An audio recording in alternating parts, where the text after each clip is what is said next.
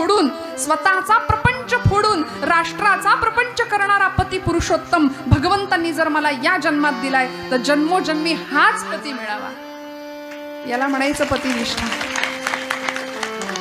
एवढा त्याग, ही देशनिष्ठा होती. अनेक उदाहरण आमचे छत्रपती शिवाजी महाराज असतील, सावरकर असतील, भगतसिंग असतील.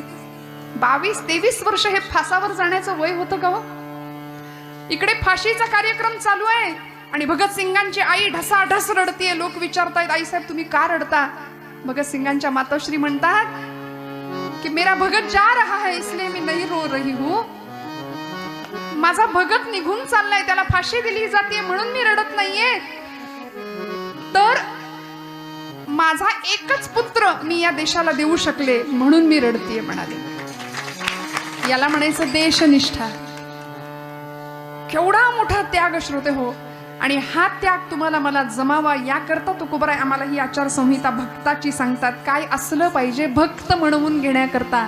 निष्काम, निश्चळी, विठ्ठली, विश्वास, पाहो नये वास आणि कांची. श्रोते हो, तुमचं माझं काम काय आहे? काय करायचं तुम्ही? आम्ही कीर्तन ऐकलं, कथा ऐकली, रोज नवीन नवीन, आज महिला सप्ताह सुरू आहे, रोज नवीन कीर्तनकार येऊन तुम्हाला काहीतरी सांगतायत. आम्ही काय करायचं? सप्ताह संपला, झालं जैसे थे, है की नाही? पहिले पाडे काही ते आपल्याकडे म्हण आहे ना. आमच्या लेवलवर आम्ही काय करायचं? आमच्या पातळीवर आम्ही काय करायचं? आम्ही काहीतरी देणं लागतं की नाही या मातीचं, या समाजाचं, या राष्ट्राचं, या देशाचं. आईच्या गर्भामध्ये जन्म होतो, मातेपासून प्रवास सुरू होतो आणि मातीपर्यंत जाऊन पोहोचतो. माता ते माती असा प्रवास आहे. मग या प्रवासात आमचं कर्तव्य काय? अहो, आमच्या माता भगिनी रोज तुळशीला पाणी घालतो की नाही आम्ही? तुळशीला पाणी घातलं लगेच घरात आलो असं नाही होत. आजूबाजूच्या रोपट्यांवर सुद्धा पटकन गडबडीत का होईना शिंपडून माघारी येतो. तसं माझा प्रपंच मी उत्तम करू शकतो. मला करायचंच आहे. जोडून या धन उत्तम व्यवहारे, उदास विचारे वेच करी तुकोबराय म्हणतात. पण हे करत असताना मी या मातीला काहीतरी देणं लागतो. मग मला काय देता येईल? काय करता येईल आम्हाला? काय घडलं?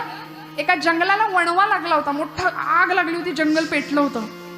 आणि त्या पेटलेल्या जंगलामध्ये एक संन्यासी त्या जंगलातून पळत होता, भगव्या कपड्यातला.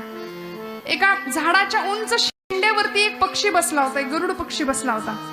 त्या संन्याशाने विचार केला की सगळे पशु पक्षी उडून निघून गेले आणि हा पक्षी इथंच बसलाय म्हणाले. मग त्याला विचारलं, का रे बाबा, जंगल पेटलंय, तू जा ना उडून, तुझ्या पंखांमध्ये बळ आहे, तू उडू शकतोस. त्या पक्षाने त्या साधूला काय उत्तर दिलं तेवढं ऐका की माझं कीर्तन आजचं संपलं. त्या पक्षाचं उत्तर